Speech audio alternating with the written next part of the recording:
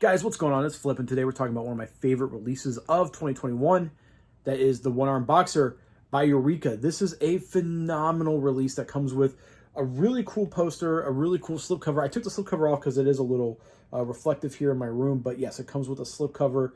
Love the new artwork. It also has reversible artwork if you want to have the original poster in there as well. Comes with a really nice essay booklet. But one of the cool things about this release is it comes with a double-sided poster, and I love Hong Kong cinema posters, especially the Kung Fu stuff. So you have the new artwork. Let me open this up here. You have the new artwork on the front here, but you got the original on the back, and it looks badass. I love this poster.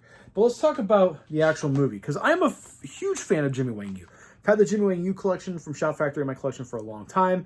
This includes One Arm Boxer in it, and I never thought I would see One Arm Boxer looking this good. Like, it is a revelation how good this looks. I was blown away.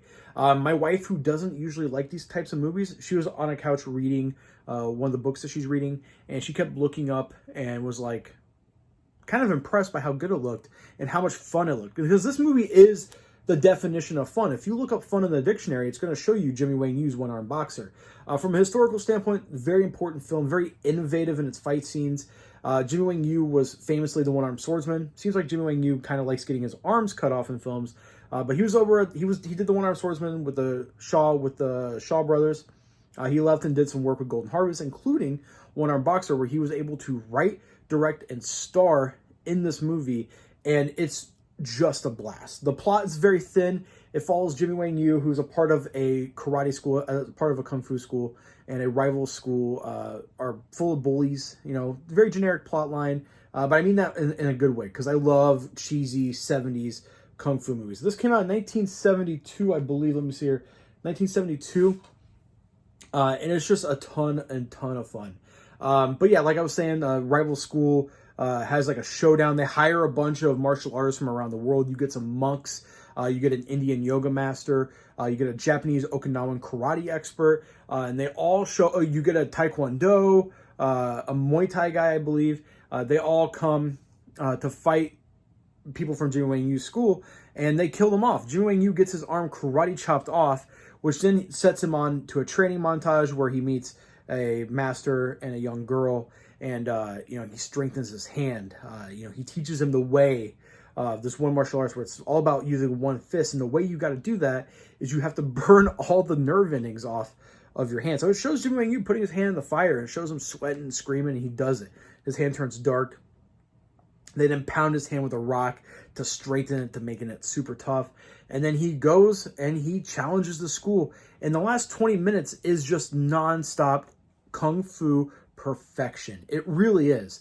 Beautifully shot too. They're on location in the mountains. They're on location in these beautiful spots, and just a ton of fun with the fights.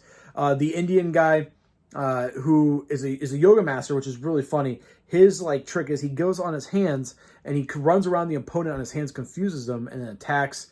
He actually does this cool thing where he'll be on his hands and he'll jump up and attack you with his fist. They're the monks who it's very cheesy looking, but it's a lot of fun. They control their breathing and they swell up, and you can tell it's like a fat suit underneath their robes, and they only have one pressure point right here. But nobody knows where it's at except for Jimmy Wang Yu. So they're able to defeat a lot of opponents, but Jimmy Wang Yu kicks their butt. And then you get the Japanese Okinawa karate expert, who is the guy who cuts his arm off. And that fight is just epic. And what I love about this movie, and I love about these movies in that time period, is that once the bad guy is defeated, the movie ends. The movie ends. I think they used the theme song from Shaft a couple times during this movie, and it's so much fun. It's everything that I want from a kung fu movie rolled into one. You have some fantastic acting. You have some great innovative fights, and the choreography is awesome. And you get some really cool on-set locations too. Shaw Brothers were very known for filming on set, so you get these high production value sets. This movie, you could tell they had one location, and then they went outside and filmed, but they were able to use their resources very well, and they filmed an incredible movie. I think this is essential viewing if you are a fan of Asian cinema, especially if you're a fan of kung fu movies. If you haven't seen One Arm Boxer, you owe it to yourself to pick it up. This is easily one of my favorite releases of the year. Eureka is just killing it with these releases. Between them and 88 Films and Arrow, like as an Asian movie lover, we're eating so good this year. But yeah, Eureka, seriously, thank you guys for putting this out and doing it justice. Right after I get off camera, I'm going to turn this off and I'm going to go watch Time and Tide. I'm excited for that as well. But keep the Hong Kong movies coming and keep, especially the Kung Fu movies. I hope you guys do Beach of the War Gods next.